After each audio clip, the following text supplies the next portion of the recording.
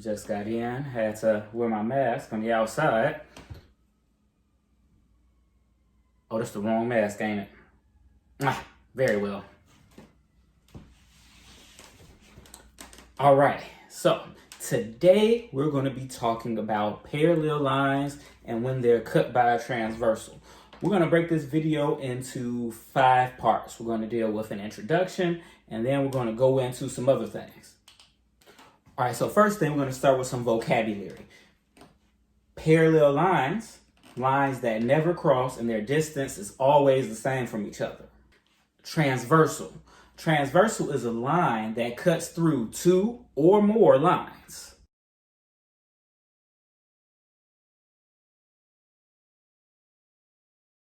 So here in this diagram, we have 2 lines which are parallel, and the third line is the transversal. We know these are parallel as indicated by the blue arrows on the lines. Those tell us that lines are parallel since they have the same markings.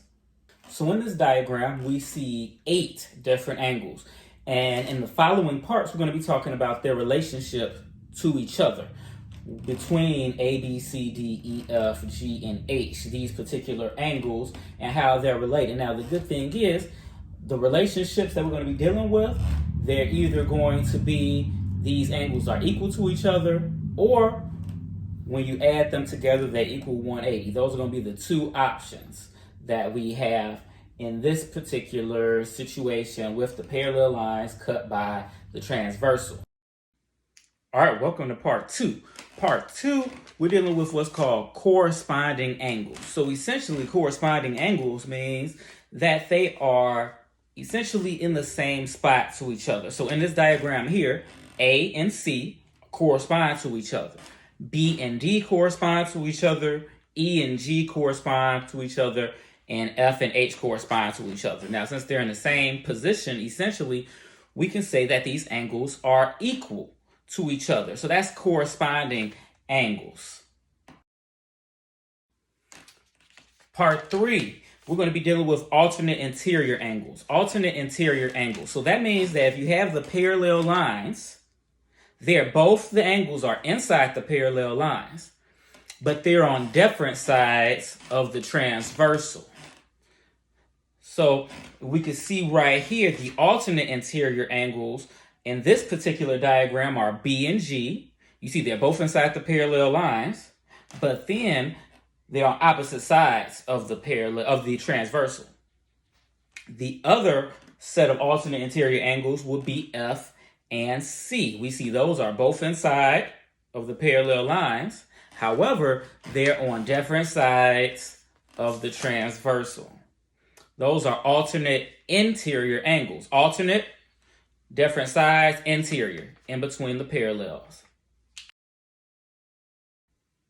Alternate exterior angles. This is part 4 of our series on parallel lines and transversals.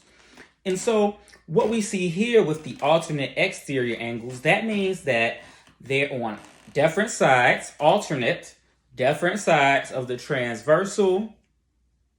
However, they're alternate exterior angles because they're outside the parallel line. So alternate exterior angles, different sides of the transversal, but outside of the parallel lines.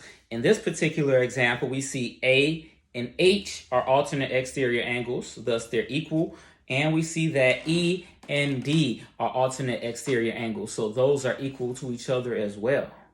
Alternate exterior angles. Different sides of the transversal, outside of the parallel lines. The finale.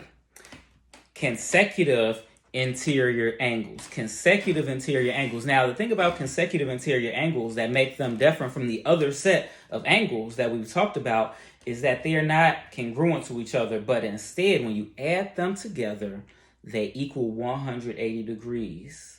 That is consecutive interior angles. So that means they're inside the parallel lines and they're on the same side as the transversal. They're inside the parallel lines and on the same side of the transversal. So in this particular diagram, B and C are consecutive interior angles. B plus C equals 180 degrees, along with F and G. F plus G is 180 degrees. Those are consecutive interior angles. So we've been dealing with parallel lines cut by a transversal. We've explored the different relationships that can exist. We started off by dealing with corresponding angles. We then moved on to dealing with alternate interior angles. We then discussed alternate exterior angles, and then we rounded it out by dealing with consecutive interior angles.